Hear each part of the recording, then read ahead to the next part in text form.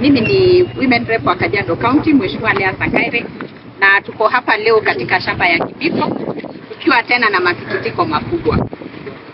Siku ya Jumatano wiki iliyopita mimi niliweza kupeleka wakazi hapa kwa ofisi ya Rais na tukaweza kuzungumza na Rais. Baadaye Rais alituahidi na akatoa order kwamba activities zote za Kibiko zisimamishwe. Sisi tukakuja tukaambia wakazi wa hapa, tukawaahidi kwamba polisi wale ambao wamekuwa wakiwadhulumu na kuwapiga tear gas na kupiga manyumba zao, tukawaambia kwamba hawatakuja tena kwa sababu Rais alitoa order ya kwamba haitafanyika tena. Lakini kwa masikitiko makubwa, polisi wali escort watu kutoka nje ya shamba hili, wakawaescort watu mpaka hapa kwa shamba, wakakuja kuanza kuendelea na activities za kuwaonyesha mashamba, na sisi tukasikitika sana. Na watu wa Kibiko waliponipigia simu asubuhi, niliwahakikishia kwamba serikali haiwezi rudisha polisi kwa sababu hakuna mtu ako juu ya order ya president.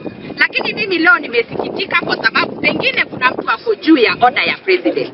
Kwa sababu president alituahidi polisi watakuwa withdrawn, alituahidi activities zote zitasimamishwa Kibiko, lakini jana badala polisi wakuja wa maintain law and order, na hata hakukuwa na kitu ya kumaintain hapa.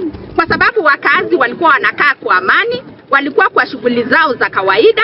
Tulikuwa tumewapatia word ya president ya kwamba kila kitu imesimamishwa, lakini kwa masikitiko makubwa, jana kulikuwa na lori 3 za polisi ambao wali escort watu kutoka nje ya Kibiko kuja kuwaonyesha mashamba. Mimi leo nataka kuuliza, ni nani huyu anapeana order ambayo iko juu ya president? Mimi nakuambia Your Excellency, sisi tunakupenda. Hawa watu walifurahi kwa sababu watoto wao wamerudi shule, wamefurahi kwa sababu amani imekuja Kibiko, wamefurahi kwa sababu umewasikiza, lakini leo hii tumejawa tena na masikitiko Your Excellency. Hawa watu jana mashamba imekuja kuonyeshanwa.